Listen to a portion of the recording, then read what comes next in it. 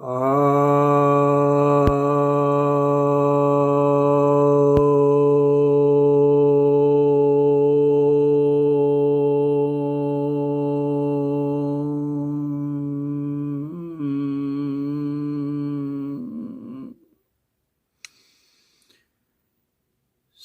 भक्तजनों को सप्रेम नमः। तो आज आपके समक्ष विज्ञान भैरव तंत्र के 51वें श्लोक पर व्याख्यान करने जा रहा हूँ। यह 28वीं ध्यान विधि है। इसमें कहा जा रहा है, कालाग्निना कालपदात् उत्थितेन श्वकं पुरम् प्लुष्टं विचिन्तयेदन्ते शांतभासः सदा भवेत्। अर्थात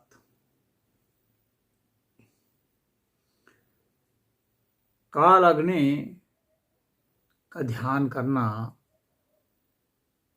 पैर में, और वहां से फिर पूरे शरीर में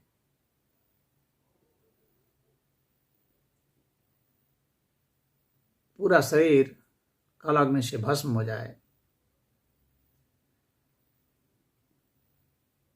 ठीक उसी तरह से जैसे कि गूगल होता है जो जल जल करके भस्म हो जाता है, परंतु वातावरण को शुद्ध शांत निर्मल बनाता है।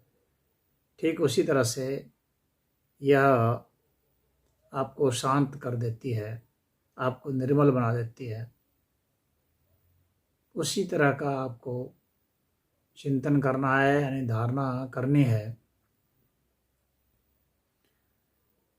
तो परम शांति आपके पास आ जाएगी, यानी परम शांति की अनुभूति आप कर पाएंगे, उसका आभास आपको होगा।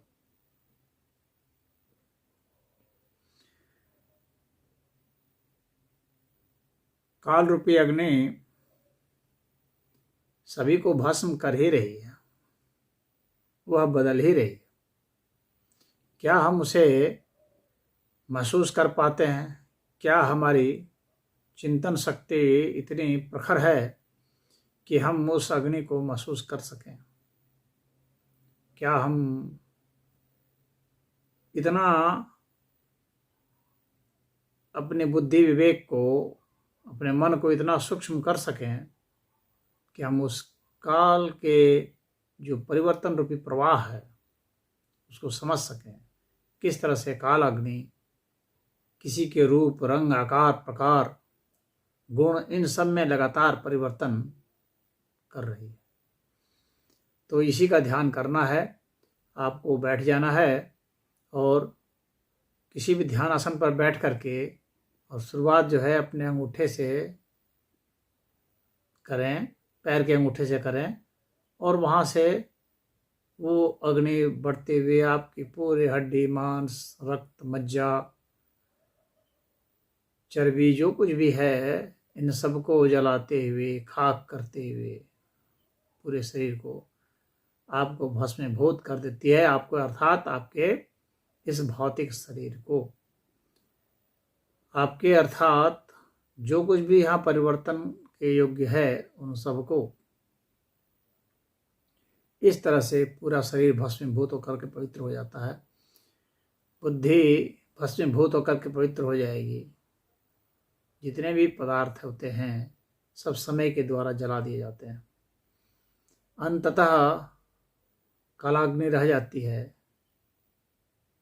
और आपको उस यहाँ पर जो अग्नि है, जो सूक्ष्म अग्नि होती है, एक तो भौतिक अग्नि होती है जिसके विषय में आप लोग सभी जान रहे हैं,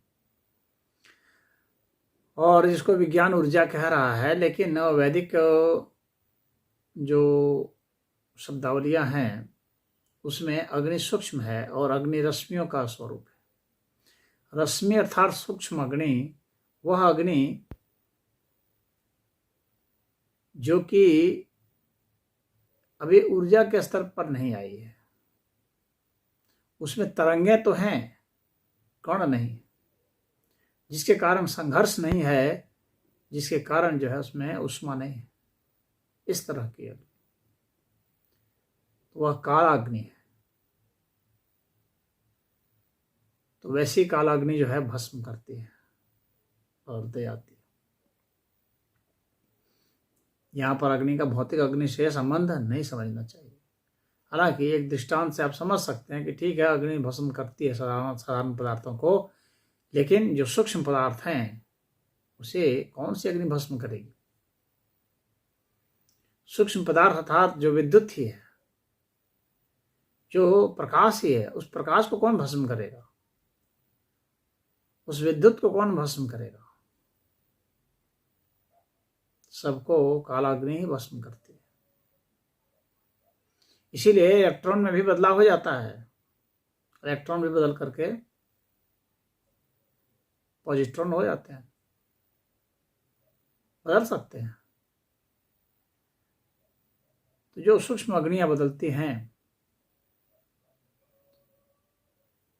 वे जो हैं वे कण वाली नहीं होती हैं, तरंग वाली तो होती हैं, इसलिए उन्हें रश्मि कहा जाता है। तो तरंग में कण भी होंगे,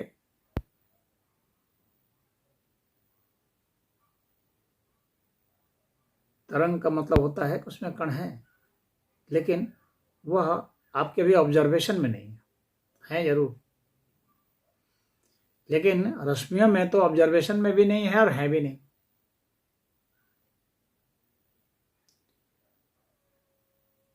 तो वे नए रश्मियां कहते हैं। तो ये काल जो है वे रश्मि है जो सबको बदलते हैं। तो अंततः आपकी बुद्धि, आपका मन, ये सब जो है ये भस्मीभूत हो जाए, और भस्मीभूत होकर के क्या रह जाएगा?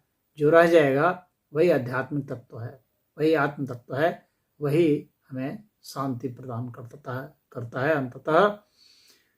तो उसी के विषय में चिंतन करने के लिए कहा गया है, उसी के विषय में धारणा करने के लिए कहा गया है। तो आप इसी में धारणा करें, आपका ध्यान सिद्ध होगा, ध्यान सिद्ध होते ही समाधि हो जाएगी। तो इसमें इतना ही। हरि ओम।